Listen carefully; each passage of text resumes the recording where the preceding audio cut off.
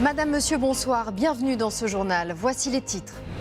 Pourquoi un adolescent de 15 ans a-t-il été tué à Bondy, en Seine-Saint-Denis? Les enquêteurs évoquent un différend qui opposait la victime à ses agresseurs depuis près d'un an. Deux frères âgés de 17 et 27 ans qui sont toujours en garde à vue. Des contrôles renforcés un peu partout en France pour freiner l'épidémie après les rassemblements d'un week-end très printanier. À Toulouse, les berges de la Garonne sont fermées et sur le littoral des Alpes-Maritimes, les forces de l'ordre veillent à ce que le confinement soit respecté jusqu'à demain matin. Les cobayes au service de la science, ces femmes et ces hommes sont volontaires pour participer à des essais cliniques sur des vaccins anti-Covid pas encore sur le marché. Ils ne touchent aucune rémunération, nous verrons ce qui les motive.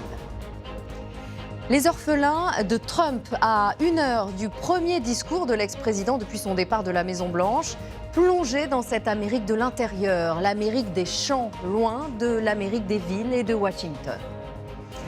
Enfin, nous partirons à la rencontre de la Madone des primates, une jeune Française qui, en République démocratique du Congo, se bat pour défendre les singes et la forêt qui les abrite. C'est en pleine jungle qu'elle a créé un orphelinat pour les sauver.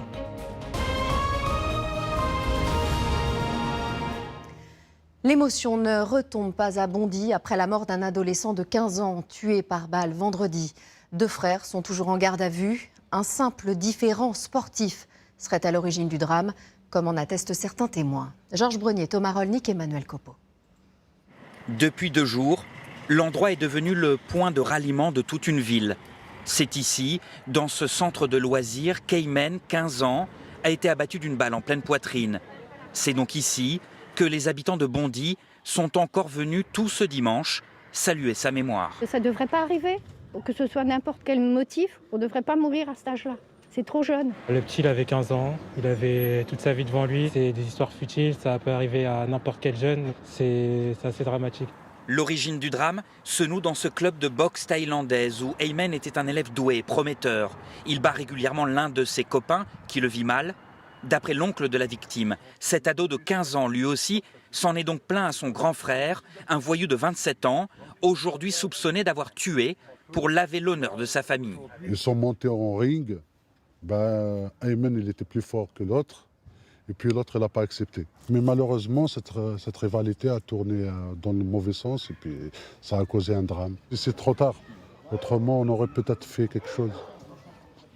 L'entraîneur d'Aymen a observé cette rivalité sur le ring entre les deux amis sans jamais imaginer que cette jalousie sportive puisse un jour se transformer en assassinat. C'est pour moi un garçon exemplaire et il participait à tout. Il était toujours volontaire, toujours présent. Ça a mis un choc à tout le monde, à tout Bondy, à toute la France. Mais bon, on va s'adapter, on va continuer la boxe pour la mémoire d'Aymen, déjà, et pour sa famille. En garde à vue, le tueur présumé et son frère de 17 ans qui l'accompagnait le jour du crime jurent, eux, qu'ils ne voulaient pas tuer, mais simplement faire peur. Ce soir, l'affaire laisse évidemment encore un goût amer aux enquêteurs, persuadés qu'un drame comme celui-ci aurait facilement pu être évité pour une banale rivalité sportive. Le meurtrier présumé d'Aymen risque désormais la prison à perpétuité. Autre grand titre de l'actualité, le renforcement des contrôles face à la circulation accrue du virus. À Toulouse, les quais sont désormais fermés jusqu'au 8 mars. En cause, le comportement de certains Toulousains trop heureux de vivre un week-end ensoleillé sur les berges de la Garonne. Marine Chaise, Marion Laradé. Des quais totalement vides, bloqués par des barrières et surveillés par des agents de sécurité. Depuis minuit, l'accès au bord de la Garonne est interdit dans le centre de Toulouse. Vu qu'on n'a plus rien à faire et que c'était le seul moyen pour nous de décompresser, je trouve que c'est un peu dommage. Une situation qui tranche avec celle d'hier. Avec le beau temps, des centaines de Toulousains étaient rassemblés souvent sans masque et sans respect des distances. Ce sont ces images qui ont convaincu la préfecture et la mairie de prendre cette décision. On n'est pas dans la situation de Dunkerque et de Nice, mais justement, j'ai pas envie qu'on y soit. J'ai pas envie que d'ici quelques temps, on nous confine le week-end. Et donc, je préfère une mesure pénible à prendre, partielle comme celle-là, plutôt qu'une mesure de fermeture totale de l'ensemble de la ville. À Toulouse, où le taux d'incidence est de 261 pour 100 000 habitants, la mesure est plutôt bien comprise. Il ne faut pas s'agglutiner, faire attention momentanément. Si on peut éviter des mesures trop strictes, on n'a pas trop le choix. Mais pour beaucoup, pas question pour autant d'arrêter de sortir. De nombreux Toulousains ont fait le choix de se retrouver sur les promenades. La fermeture des quais leur semble contre-productive. Ça concentre les gens au même endroit et du coup, il y a plus de promiscuité entre les gens. Ça va localiser des problèmes, quoi. Les gens, ils vont juste à d'autres endroits qu'aller sur les quais, c'est tout. Les policiers ont patrouillé dans ces espaces fréquentés pour veiller au respect des gestes barrières. Les berges, elles, resteront fermées au moins jusqu'au 8 mars. Dans les régions de Dunkerque et de Nice, c'est un week-end confiné qui s'achève. Reprise des sorties demain dès 6 h du matin.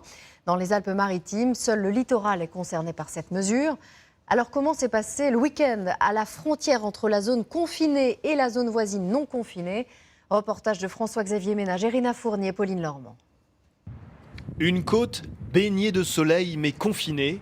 Alors pour oublier les attestations, une marche à pied peut parfois suffire. Alors nous on habite à Toulouse-sur-Mer, donc on a la frontière Alpes-Maritimes-Var. Donc on a marché 3 minutes et nous voilà libres. Une parenthèse mais de courte durée pour ce groupe d'amis qui n'entend pas en abuser. On n'est pas confinés, on est confinés.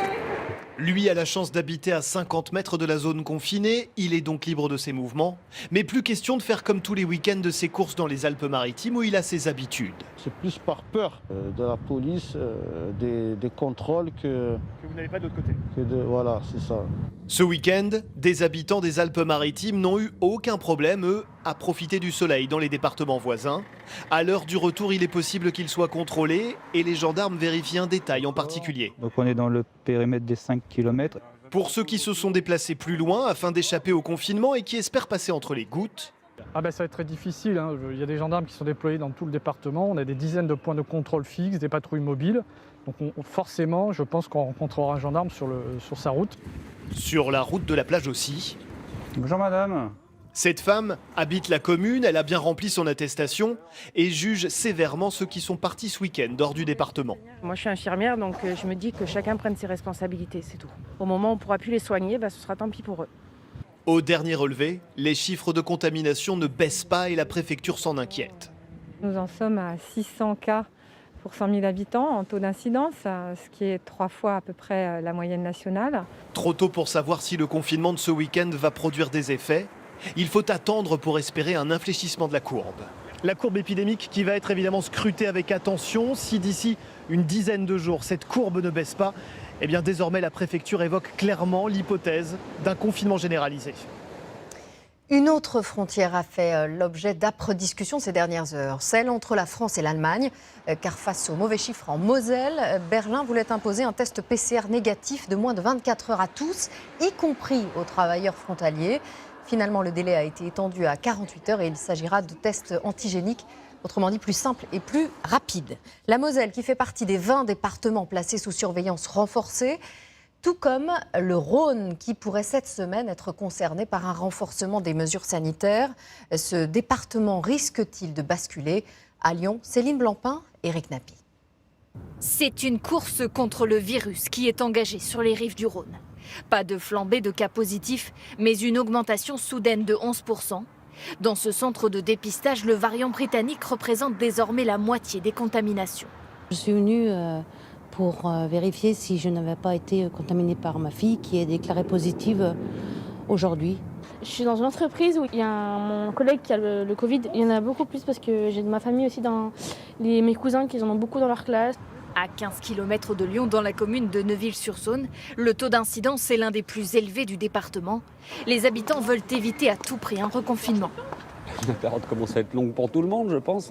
J'ai insisté sur le relavage des mains avec les enfants. Je vois moins de gens et quand j'en vois, on reste un peu à distance. Est-ce le calme avant la tempête? Paradoxalement, la fréquentation est faible ce week-end dans les cabinets médicaux. On est loin de l'explosion vécue lors de la deuxième vague en novembre dernier. Pour l'instant, pour nous, ça reste stable. Nous avons à peu près un patient Covid par médecin généraliste par jour. À l'hôpital aussi, la situation est sous contrôle selon les professionnels. Pas encore de saturation. Très clairement, on voit l'effet de la vaccination. Mais c'est le nouveau profil des patients en réanimation qui préoccupe les médecins. Les 50-70 ans représentent pratiquement 70% des personnes qui sont hospitalisées ou qui sont en réanimation. Et un tiers d'entre eux n'ont absolument aucun facteur de risque. Donc il y a un rajeunissement des personnes qui sont en réanimation, parce que les plus âgés aujourd'hui commencent à être protégés. Alors est-il encore possible pour le département du Rhône d'échapper à un reconfinement local? Seule certitude, les prochains jours seront décisifs. Il y a un an, au début de l'épidémie dans notre pays, la situation était similaire. D'un côté, l'Est de la France était frappé de plein fouet. De l'autre, l'Ouest était plus épargné. Une France à nouveau coupée en deux. Alors comment l'expliquer? Sylvie Pinatel, Yaël Chambon, Jacques Boivre. Il y a évidemment plusieurs raisons à cela. La première est liée à l'un des modes de propagation du virus. Les gouttelettes qu'une personne expire restent en suspension dans l'air. Quand il est chaud, elles s'évaporent. Quand il est très froid, elles tombent. Les conditions les plus propices se situent dans des températures relativement froides, entre 2 et 9 degrés. Ces conditions peuvent varier dans le courant de la journée. Donc très concrètement, aujourd'hui à Bordeaux, il fait 5 le matin, 15 l'après-midi. Il vaut mieux faire son footing à 14h qu'à 8h. Tout à fait, exactement. Les températures idéales pour le virus sont plus à l'est qu'à l'ouest. Venez, monsieur Gavot. Et c'est justement en partie dans ces territoires les plus touchés que le gouvernement accélère la vaccination. La Moselle a été dotée d'un complément de vaccins. On en a eu 30 000 et on espère en avoir d'autres pour satisfaire toute cette demande qui est importante. Sur cette carte des départements les plus contaminés, on voit clairement une zone rouge plus à l'est et une zone jaune plus à l'ouest. Une bande littorale tempérée qui bénéficie d'un deuxième facteur favorable. Contrairement au sud-est de la France, la densité urbaine y est moins grande. Sur des places comme ici, où c'est très, très large, on ne se sent jamais, nous, les uns sur les autres.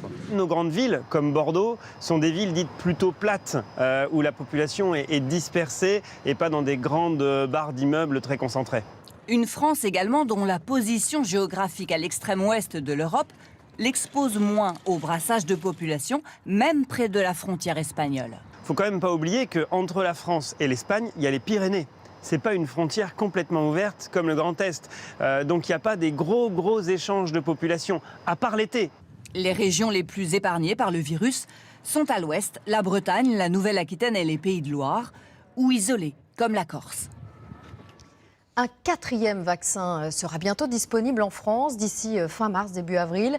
Celui du laboratoire Johnson & Johnson. Mais certains ont déjà reçu une première injection. Des femmes et des hommes qui se sont portés volontaires pour participer à des essais cliniques. Julien Roux, Julien Clouzot et Nathalie Benisti ont rencontré ces testeurs de vaccins. Ne l'appelez pas cobaye. Paul préfère se présenter comme un volontaire, un soldat dans la bataille contre le Covid. J'y vais, l'affaire au fusil, comme on pourrait dire. Ce retraité de 63 ans va participer à un essai clinique sur le vaccin Janssen, la filiale belge du laboratoire américain Johnson & Johnson.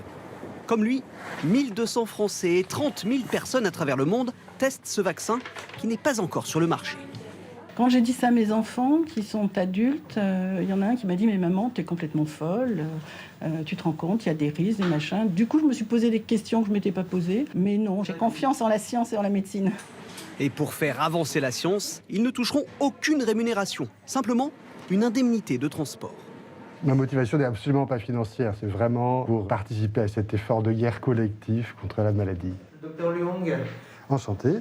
Et son parcours du combattant, le voici. Signature de consentement, questionnaire. Est-ce que vous fumez? Non. Examen médical, tension, température, prise de sang et test PCR. Mettez la tête en arrière, impeccable, monsieur. Paul n'a pas le Covid. Merci bien. Il est donc apte à recevoir le sérum. Pardon? Mais que contient-il exactement? Il s'agit d'un vaccin à vecteur viral, basé sur une version atténuée du virus de la rhinopharyngite. Une seule injection est nécessaire selon le fabricant et il serait efficace à 85%. Mais ça, c'était sans compter sur l'arrivée des variants. Voilà pourquoi, pour cet essai clinique, 2 doses seront administrées. On voit bien aujourd'hui avec les variants qu'une des questions qui va se poser, c'est l'efficacité de ces vaccins sur les variants. Donc il est tout à fait possible qu'avec 2 doses, on augmente la protection contre ces variants, justement. Un mystérieux sac isotherme vient d'être livré. Je ne sais pas ce qu'il y a dedans. Il y a une seringue qui a été préparée par la pharmacie, mais soit c'est du placebo, soit c'est le vaccin. Il n'y a que la pharmacienne qui le sait. Oui, mais monsieur, ça pique un peu? Non. Vaccin ou placebo, Paul n'en saura rien. Le seul risque que je prends, je crois, c'est de ne pas être vacciné et d'avoir eu un peu d'eau salée, quoi. Mais le volontaire peut à tout moment se retirer de l'étude et savoir s'il a réellement été vacciné. Notre candidat doit maintenant patienter 15 minutes pour surveiller d'éventuels effets secondaires, comme un choc anaphylactique, c'est une allergie qui amène à une urgence vitale. Donc il y a le défibrillateur, une bouteille d'oxygène. Pour le moment, je vous rassure, il n'a jamais servi. Écoutez, tout va bien, vous pouvez rentrer chez vous. Durant une semaine, Paul devra répondre tous les jours à ce questionnaire sur son smartphone. Le protocole prévoit également 10 visites médicales. Et il continuera à être suivi encore 2 ans après la fin de cet essai clinique. La crise sanitaire a fait relever un défi auquel 80% d'entre vous a déjà songé, changer de vie, quitter la ville pour la campagne, le bureau pour le grand air. Pour beaucoup de Français, c'est le confinement qui a été le déclic. Témoignage recueilli par Gwenaëlle Bellec, Vincent Pierron, Fabrice Maillard. Ils ont franchi le pas après le confinement. Je me suis dit, cette fois, tu vas t'écouter. Et finalement, pour moi, le bon moment, c'était là.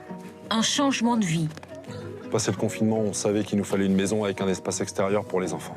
Quitte à tout réapprendre. J'ai ma fille de 12 ans qui me dit qu'on va à l'école ensemble le matin. C'est marrant. Il y a quelques mois, Graziella travaillait dans une grande société. 5000 salariés. Son quotidien ? Des tableaux Excel, des mails. Je me sentais pas forcément à ma place dans ce bureau, devant cet écran, et ça manquait cruellement d'humain. Voici sa nouvelle vie. Le sourire retrouvé. Elle se forme pour devenir coach sportif. On se sent super bien. Le métier de coach sportif, c'est rendre les gens, les faire se sentir bien et leur donner aussi du bonheur.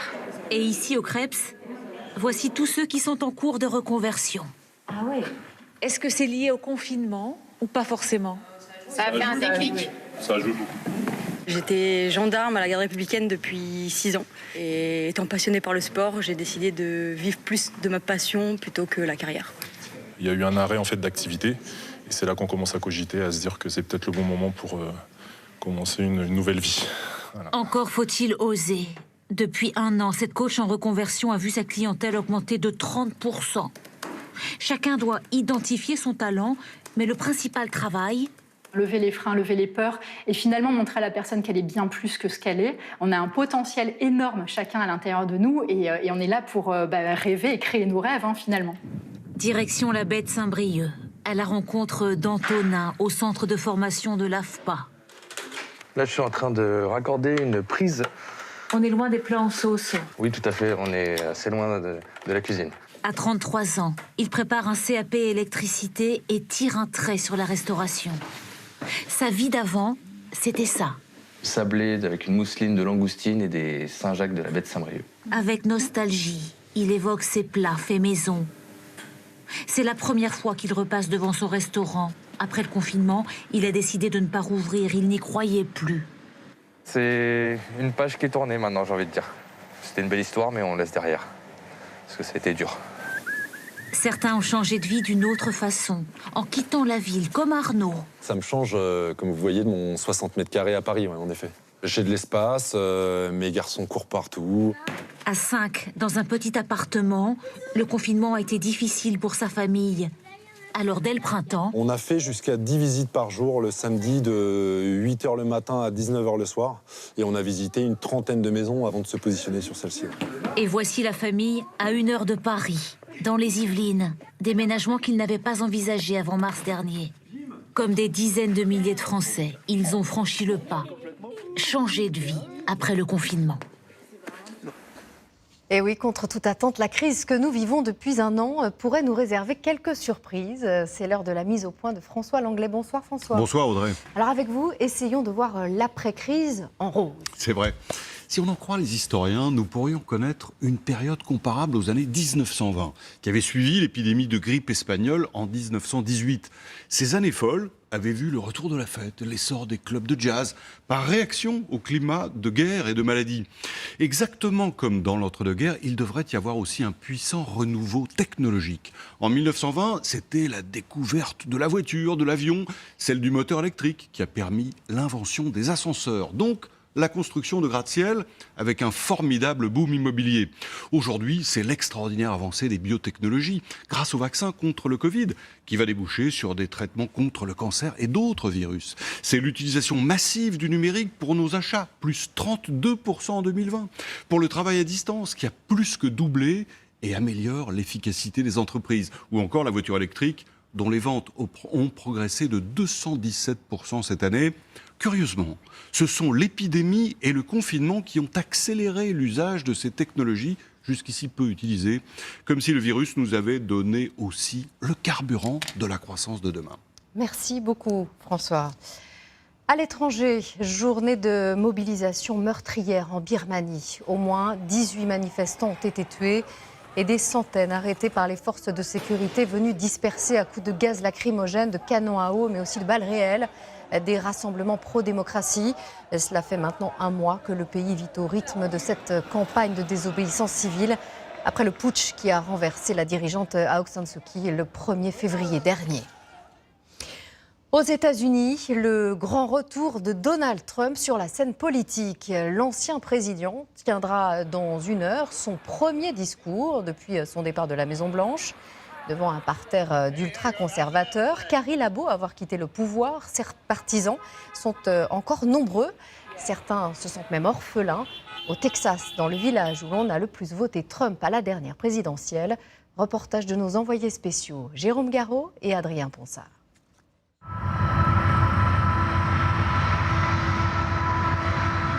C'est un bout du monde, au cœur de l'Amérique, tout au nord du Texas, où les trains de marchandises peuvent s'étirer sur 3 km.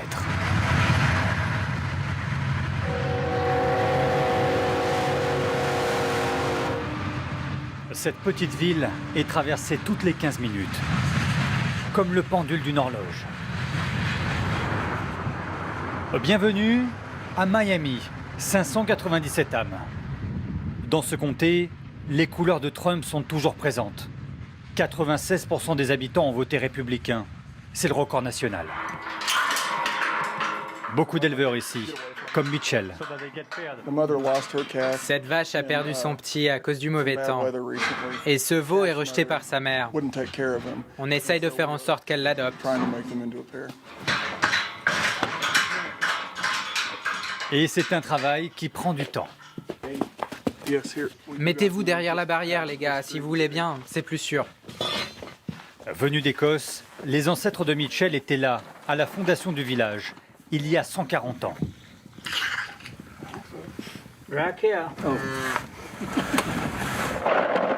Lui appartient à la 6e génération, mais il craint de ne pas pouvoir garder la ferme familiale. À cause des frais de succession, Joe Biden pourrait les augmenter. Pour Mitchell, le système a eu raison du seul homme en qui il croyait. Trump est le premier depuis longtemps à nous parler, à nous dire « Je me souviens de vous, vous existez ». Maintenant, notre seul objectif, c'est que le gouvernement nous prenne le moins possible. Vous pensez que Trump va revenir, comme il le dit? Ça n'a plus d'importance. Je suis très pessimiste à propos du gouvernement et de la manière dont notre système fonctionne. Il y a cette citation, « Tous les hommes politiques ont un prix et il y a toujours quelqu'un qui achète. Mais les gens comme vous et moi, on n'a pas les moyens de se les payer. » Mais je crois que c'est plus vrai que jamais. Je ne vois pas de lumière au bout du tunnel. Résigné. Comme beaucoup ici, Mitchell se sent à la périphérie des États-Unis. Dans cette Amérique de l'intérieur, celle qu'on surnomme « Flyover States », là où les avions ne font même pas escale.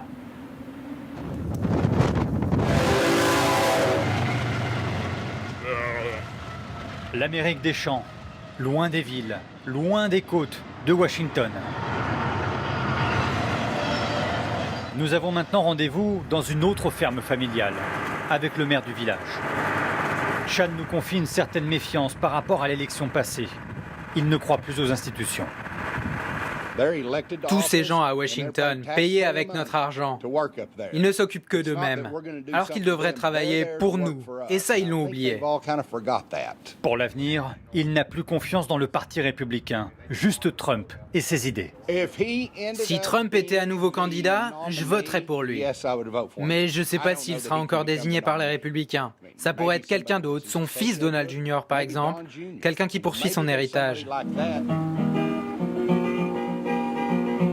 Et puis, il y a une crainte ici.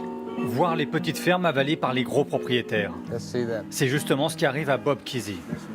Après 40 ans de travail, ses jambes le portent difficilement. Il prend sa retraite et cède sa propriété. Réparation du tracteur, avant la vente aux enchères.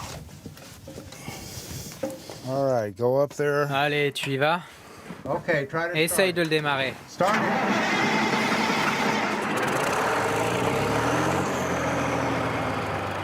Demain, tout doit disparaître avant sa nouvelle vie. Et la politique semble déjà loin. Je suis inquiet de la situation politique.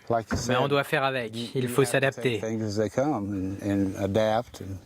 On travaille dur ici, vous savez. On a toujours du pain sur la planche. Mais cette vie va vraiment me manquer.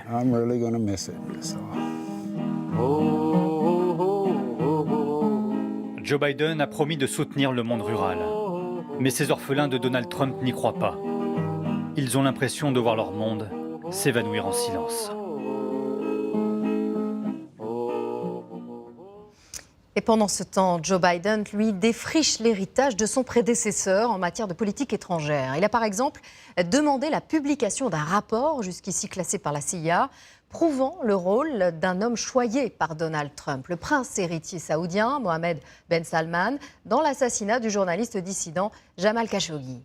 Le récit d'Axel Monnier, Alexandra Poupon et Frédéric Jolfre. C'est un rapport léger, court, 4 pages, mais il est lourd d'accusations. Le renseignement américain écrit « Le prince héritier d'Arabie Saoudite a validé une opération à Istanbul pour capturer ou tuer Jamal Khashoggi. » Khashoggi, patron de presse, un temps proche du pouvoir, puis devenu très critique. Sa cible, le prince héritier Mohammed Ben Salman, dit MBS. 2 octobre 2018. Les images de vidéosurveillance montrent le journaliste de 59 ans entrant dans le consulat saoudien à Istanbul. Il est venu pour des démarches administratives en vue de son mariage. Sa fiancée turque l'attend devant le bâtiment. Il n'en sortira jamais. Il est tué. Les suspects, un commando de 15 Saoudiens ayant fait l'aller-retour entre Riyad et Istanbul ce jour-là. Selon plusieurs sources, le corps a été démembré, jamais retrouvé. Dans un premier temps, l'Arabie Saoudite nie, puis parle d'une mort accidentelle. Finalement, 8 personnes seront condamnées à des peines de prison, mais Riyad affirme qu'elles ont agi seules. Aujourd'hui, les États-Unis désignent donc un commanditaire, le prince héritier, des accusations rejetées par les Saoudiens. Un assassinat qui crée des tensions entre les deux pays. Joe Biden a appelé le roi Salman pour les apaiser, demander le respect de l'état de droit, sans pour autant prononcer de sanctions sévères contre le royaume. Nous allons imposer des restrictions de visa pour 76 Saoudiens soupçonnés d'avoir menacé des dissidents à l'étranger. Une marge de manœuvre étroite pour Joe Biden. Dénoncer l'assassinat de Khashoggi sans fâcher un partenaire historique stratégique des États-Unis. Place maintenant à notre rubrique Demain. En cette période de vacances, découvrons à quoi ressemblera le tourisme de demain grâce à Yann Ovine. Bonsoir Yann. Bonsoir Audrey. Alors un peu comme dans le film Retour vers le futur, le tourisme du futur va nous renvoyer dans le passé. Pour cela, je vous propose de partir en week-end à Rome, tout simplement. Alors tout commence par une promenade assez classique dans les ruines du Forum romain, en plein cœur de la capitale italienne. Et puis, nous allons chausser, mettre ses lunettes un petit peu spéciales. Et en fait, elles vont nous transporter au temps de la Rome antique. Alors, justement, ces lunettes, quand nous nous baladons dans les ruines du Forum romain, d'un coup, elles nous permettent, grâce à un filtre qui s'applique dessus, de revoir tous ces bâtiments qui reprennent forme comme il y a 2000 ans. Et puis, il y a aussi sur cette branche un petit haut-parleur. Cet haut-parleur, il va me permettre de revivre quand je rentre dans un théâtre ou ici, sur le Circus Maximus, ces courses endiablées de chars comme à l'époque. Toute la ville est reconstituée et grâce aux nombreuses recherches archéologiques du moment, on va pouvoir vivre peut-être dans un futur très proche New York au temps des Indiens ou encore Paris lors de la reconstruction de Notre-Dame. Alors maintenant, vous allez enlever vos lunettes, puisque c'est presque réel. Partons dans un hôtel de rêve créé totalement en impression 3D. Expliquez-nous. Alors là, en effet, ce sont des hôtels qui sont quasiment en cours de construction actuellement, du côté du Mozambique, aux Philippines ou encore à Dubaï. Alors, en fait, nos chambres sont créées en quelques heures à peine grâce à ces grosses imprimantes.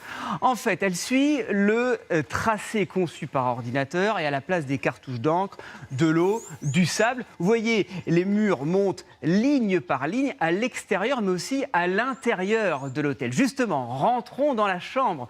Maintenant, tout est en impression 3D, le lit, la table de chevet, grâce à différents types d'imprimantes. Et celle-ci, un peu plus petite, est sur le bord de notre lit. Et elle est à la disposition du client et elle vous fait tout ce que vous voulez. Si vous voulez votre masque, votre trousse de toilette ou votre maillot de bain, en fait, dans le futur, le grand luxe, ça sera peut-être de pouvoir partir en vacances sans bagages. Merci beaucoup Yann, merci pour ces vacances.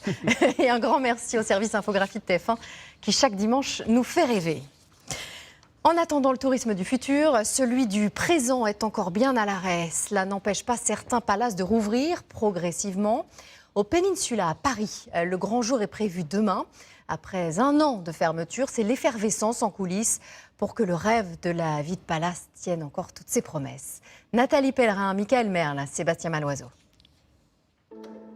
Des sous-sols du palace.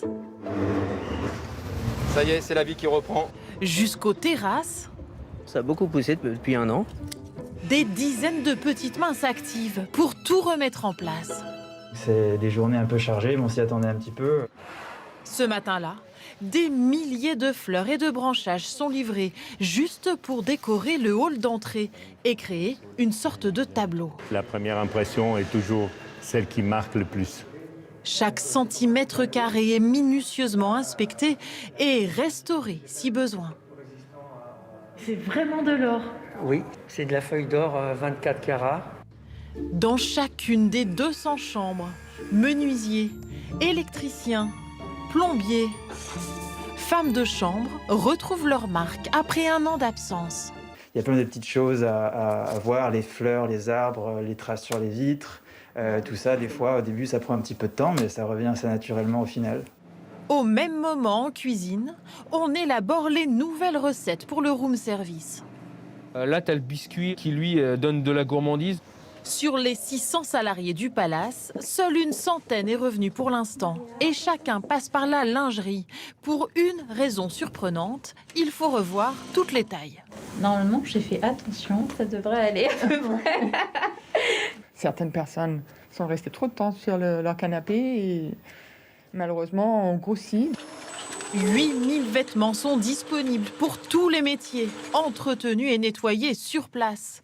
Une activité trépidante qui contraste avec le silence qu'ont connu les agents de sécurité. Ils sont les seuls à n'avoir jamais quitté l'immense palace vide. Et ça fait maintenant un an qu'on hante les couloirs de ce bâtiment, un peu comme des fantômes. On était les seules âmes en peine à errer ici.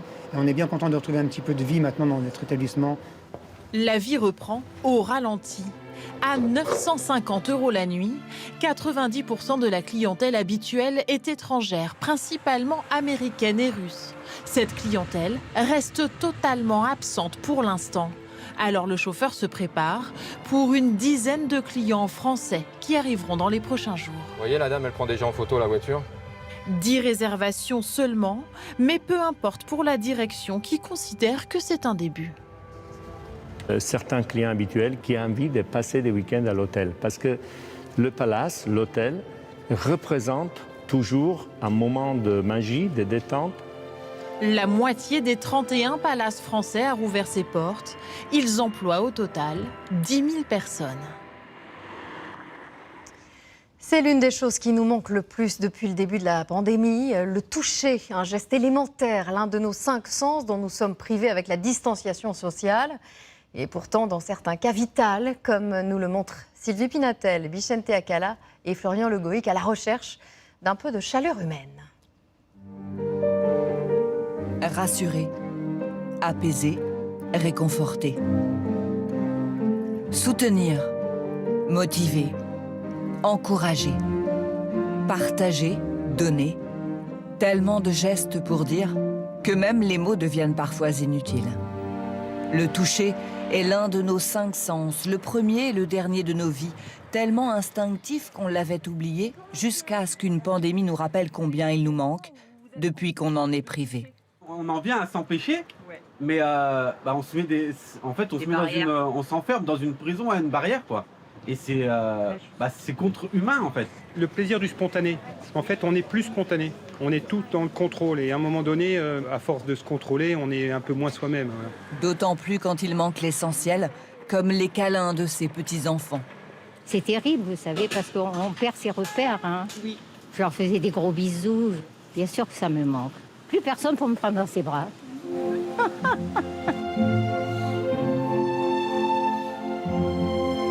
Toucher. Et être touché. À cette émotion, Thierry Malandin et ses danseurs ne veulent plus renoncer. C'est aussi notre moyen d'aller vers l'autre quand on est en représentation, c'est-à-dire émouvoir l'autre. Alors ils sont testés une fois par semaine.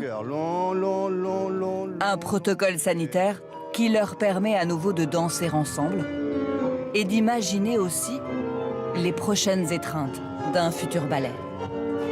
Vous concevez qu'on puisse danser sans se toucher? Non, je préfère arrêter et que rentrer là-dedans. Que renoncer au corps à corps? Oui, exactement, parce qu'on ne peut pas renoncer à la vie. Nous, c'est pas juste le toucher, c'est la complicité qui vient avec tout ça. Et ce qui est drôle, c'est qu'on se rend compte en étant privé, en n'ayant pas le droit, à quel point le toucher fait partie intégrante de la vie. C'est vital. C'est pour l'être humain, c'est un être humain sans toucher, c'est un être humain qui meurt, quoi. Vital. Et au sens propre du terme. Une étude a montré que dans le cas de prématurés, le pot à pot augmente leur poids de près de 50%. Lors d'un câlin, notre cerveau se charge d'ocytocine, hormone du bien-être, anxiolytique naturel qui fait baisser le cortisol, en d'autres termes le stress. Au moment où nous en aurions le plus besoin, nous sommes privés de ces contacts réconfortants. Les conséquences, c'est que les gens se recroquevillent sur eux-mêmes. Pour certains, ils arrivent à identifier que c'est ce manque de lien, et pour d'autres, ils ont du mal à savoir ce qui leur manque le plus. Et dès qu'on parle du toucher, ils disent « Ah, mais c'est évident, mais je ne m'étais pas rendu compte à quel point le fait de ne pas toucher mes amis, de ne pas être en lien avec eux, me rendait malade. » Est-ce que ça va mieux en se le disant? Alors oui, identifier un problème permet toujours d'aller mieux. Bref, vivement le retour des câlins. Et c'est pas lui qui va nous dire le contraire. Et partons maintenant en République démocratique du Congo, à la rencontre d'une jeune Française aventurière. À 39 ans, elle a quasiment élu domicile dans la jungle, au chevet des primates et de la forêt qui les abrite. Un sanctuaire où se sont rendus Patrick Fandiot, Erwan Chix et Héloïse Grégoire. Au bord de la piste, le dernier village habité. À l'horizon, au bout de la route, la jungle.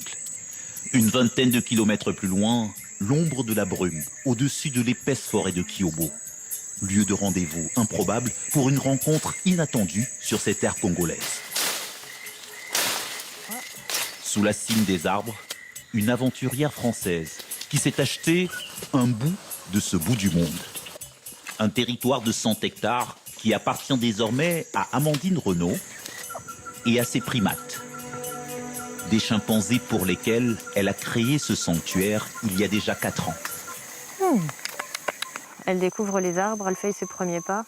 Donc on est là en fait surtout pour lui montrer ce qu'elle peut manger, pour la rassurer.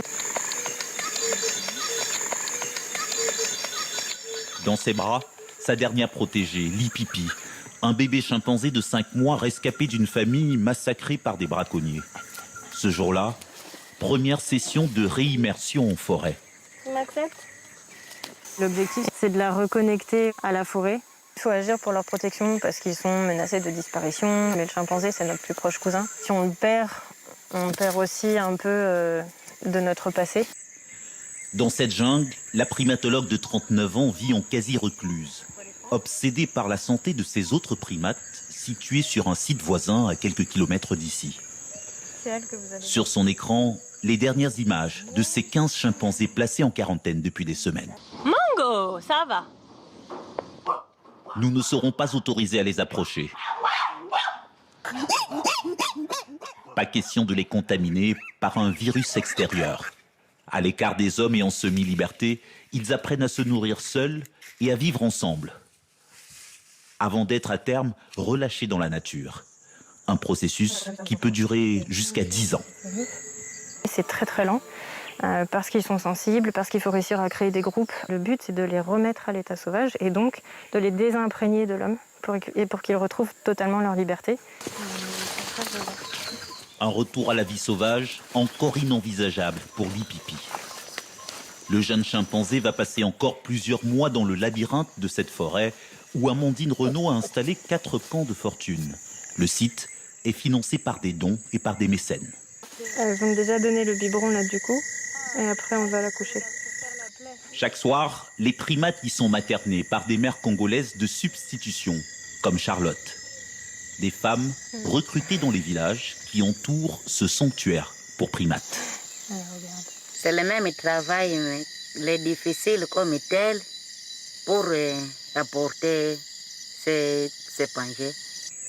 Au-dessus des vallées, des feux de forêt allumés par les paysans locaux. Vous avez trouvé combien de graines là ? C'est à peu près 2000 graines. Pour Amandine, cette déforestation est une menace pour le retour à la vie sauvage de ces primates. Elle envisage ainsi d'acheter ici des dizaines d'autres hectares et de planter des milliers d'arbres. Et on remet la terre. Okay. De quoi espérer préserver l'habitat naturel de ces chimpanzés. Dans le monde, il n'en resterait plus que 200 à 500 000, 10 fois moins qu'au début du siècle. Voilà, c'est la fin de ce journal sur LCI, Canal 26 à 21h, le premier discours de Donald Trump depuis son départ de la Maison-Blanche. Et dans un instant, sur TF1, rendez-vous sport avec Nathalie Yanetta, suivi de la météo de Tatiana Silva et de votre film Independence Day, Resurgence. Demain à 13h, Marie-Sophie Lacaro, à 20h, Gilles Boulot, vendredi, Anne-Claire Coudray. Très bonne soirée à tous, à bientôt.